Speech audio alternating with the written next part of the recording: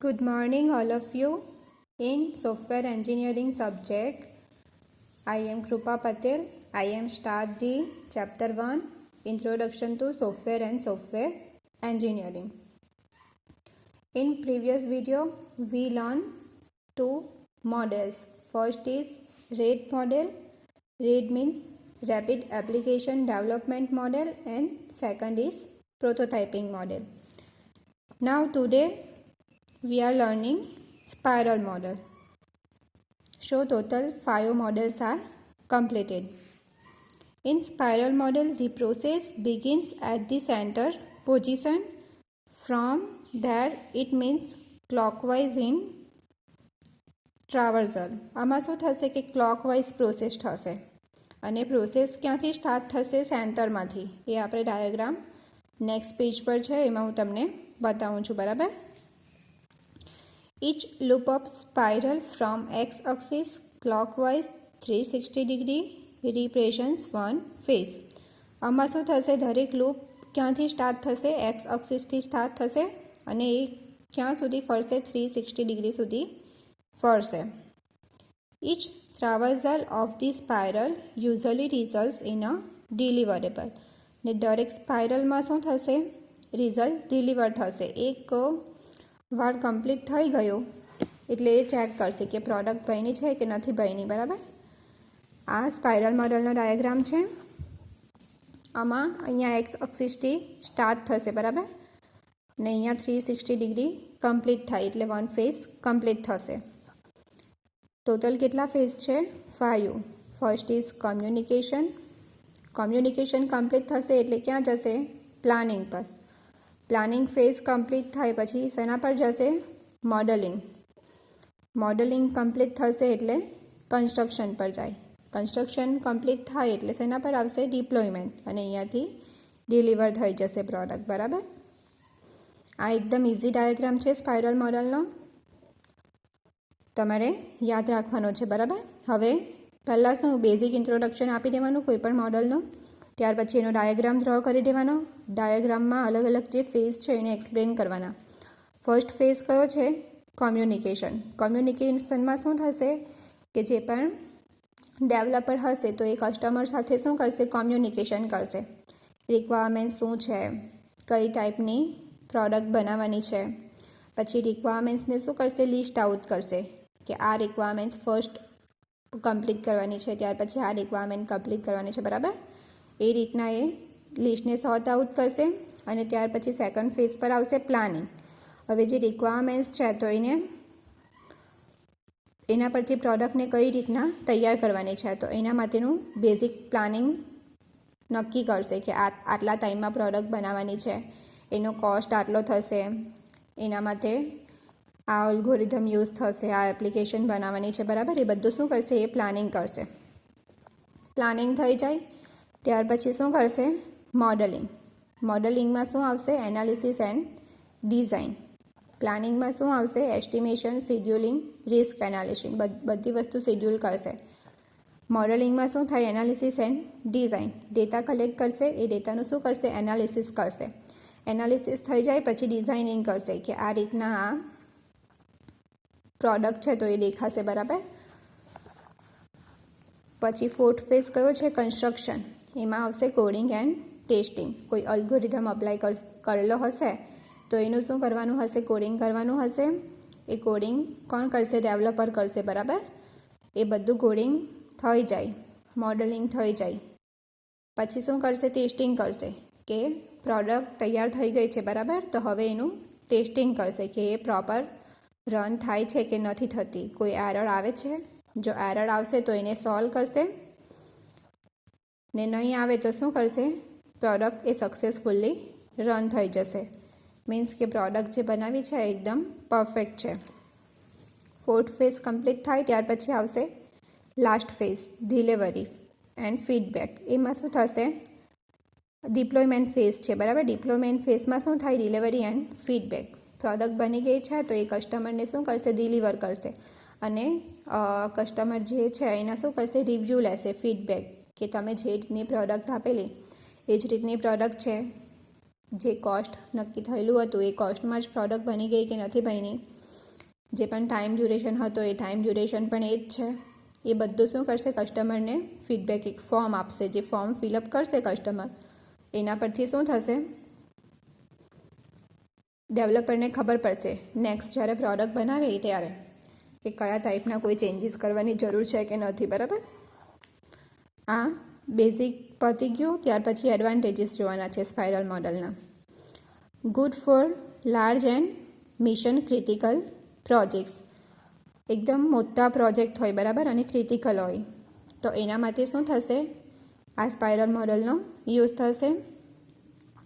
Software is produce early in the software life cycle. જે પણ software બનવાનું છે તો એ કેવું હશે, જલ્દીથી બની જશે.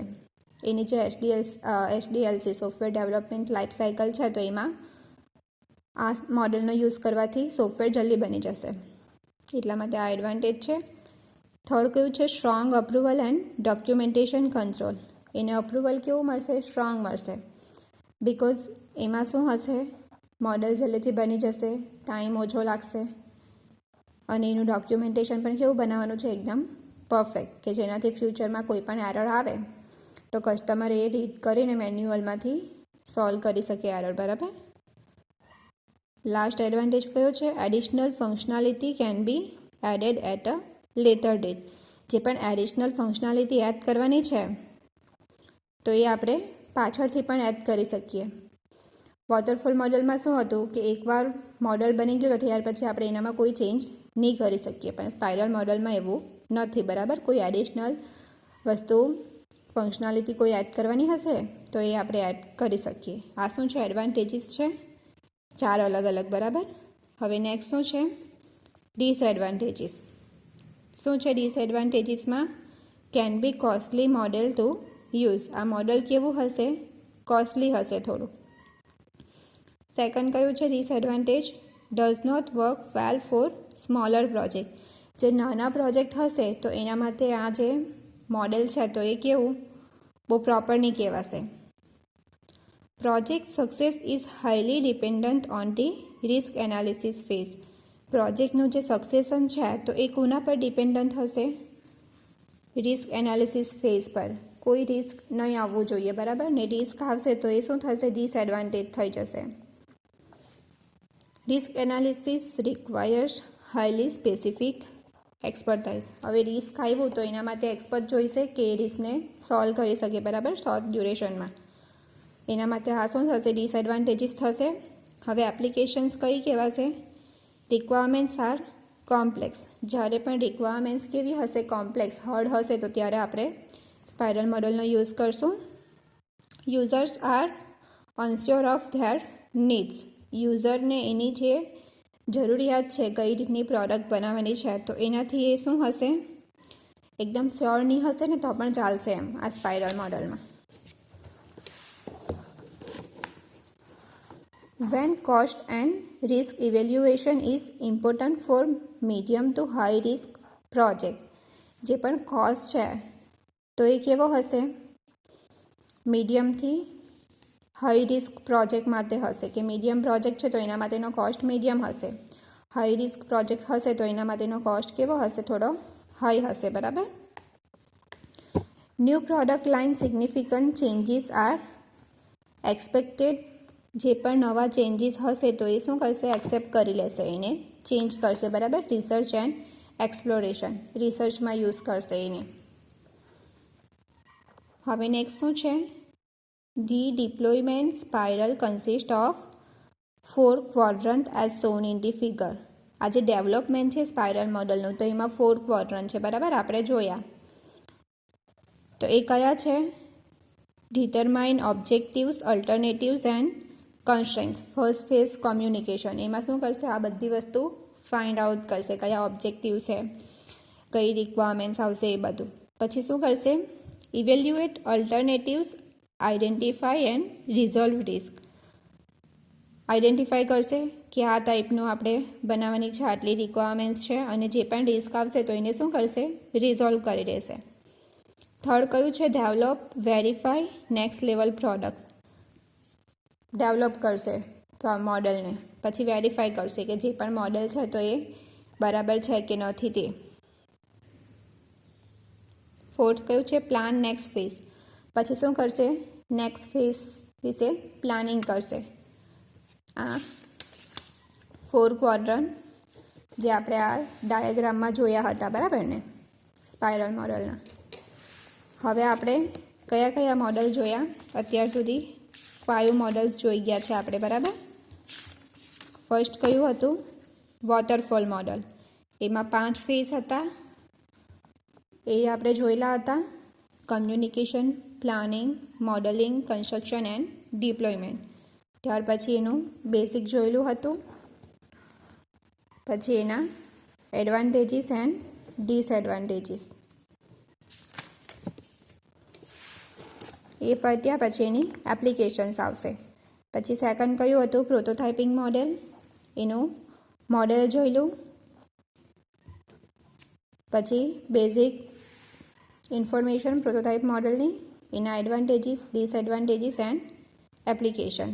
દરેક મોડલમાં શું કરવાનું છે? તમને કોઈ પણ મોડલ પૂછાય એક્ઝામમાં એટલે પહેલાં એ મોડલ વિશેનું બેઝિક લખવાનું છે કે એ મોડલ શું છે, કઈ રીતના વર્ક કરશે. ત્યાર પછી એનો ડાયાગ્રામ ડ્રો કરવાનો છે. એ ડાયાગ્રામના જેટલા પણ ફેસ હશે એને શોર્ટલી એક્સપ્લેન કરવાના છે 1-2 સેન્ટેન્સમાં. ત્યાર પછી એના એડવાન્ટેજીસ, ડિસએડવાન્ટેજીસ અને એપ્લિકેશન. આટલી વસ્તુ તો દરેક આ 5 મોડેલ છે એમાં આવશે, બરાબર. 2 મોડલ જોયા. પછી થર્ડ મોડલ કયું છે? Red, rapid application development model. એનો ડાયાગ્રામ જોયેલો હતો આપણે, બેઝિક એ પણ જોયેલું હતું. પછી દરેક જે 5 ફેસીસ આવે તો એને શું કરવાના છે? એક્સપ્લેન કરવાના છે. એડવાન્ટેજીસ, ડિસએડવાન્ટેજીસ એન્ડ શું હશે? એપ્લિકેશન્સ. પછી નેક્સ્ટ ઇવેલ્યુશનરી મોડેલ. ફોર્થ એમાં આવશે ઇન્ક્રીમેન્ટલ મોડેલ, જે આપણે ફર્સ્ટ વિડીયો વોટરફોલની સાથે જોયેલું હતું. વોટરફોલ અને ઇન્ક્રીમેન્ટલ આ બે આપણે એક વિડીયોમાં જોયેલા હતા, બરાબર. આમાં પણ 5 ફેઝ છે. એમાં ઇન્ક્રીમેન્ટ વાઇઝ હશે. First increment, second increment, third increment, બરાબર. આ રીતના થાય.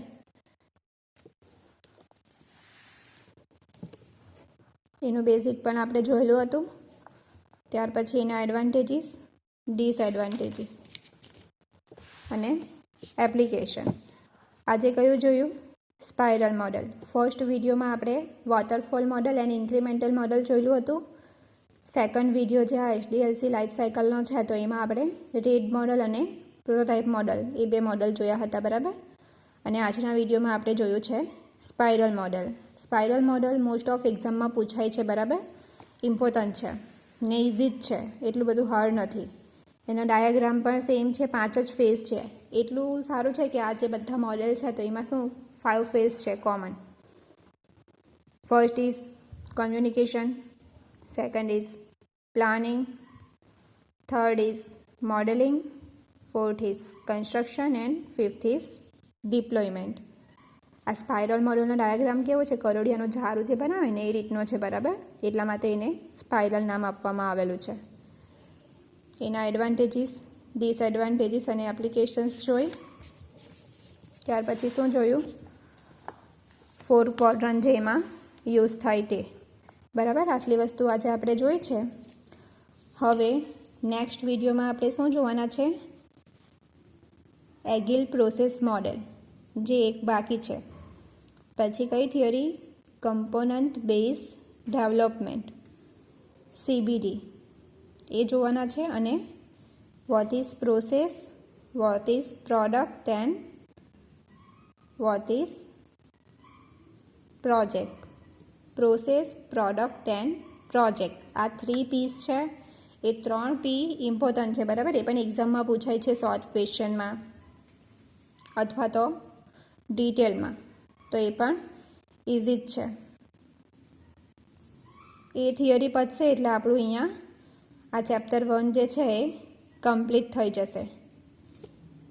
આ 80માં ચેપ્ટર 1 છે એમાં શું આપણે બેઝિક જ જોયું. What is software, what is software engineering. પછી લેયર જોયા, 4 અલગ અલગ લેયર હતા, બરાબર. ને ત્યાર પછી આપણે આ એચડીએલસીના life cycle, HDLC life cycle, software development life cycle, એના 5 મોડેલ જોયા. Waterfall model, incremental model, RAD model, prototype model and spiral model. એ આપણે જોયા છે, બરાબર. હવે નેક્સ્ટ એક જ લેક્ચર થશે, એમાં એગિલ પ્રોસેસ મોડેલ જોશું, કમ્પોનન્ટ બેઝ ડેવલપમેન્ટ પ્રોસેસ જોશું અને 3P product, process and project એ જોશું. એટલે આપણું અહીંયા યુનિટ 1 ચેપ્ટર 1 કમ્પ્લીટ થઈ જશે. ઓકે, તમને કંઈ પણ ક્વેરી હોય તો તમે કોન્ટેક્ટ કરી શકો છો. ગ્રુપ છે જ આપણું, બરાબર, એમાં જ આ વિડીયો સેન્ડ કરવામાં આવશે. Okay, thank you.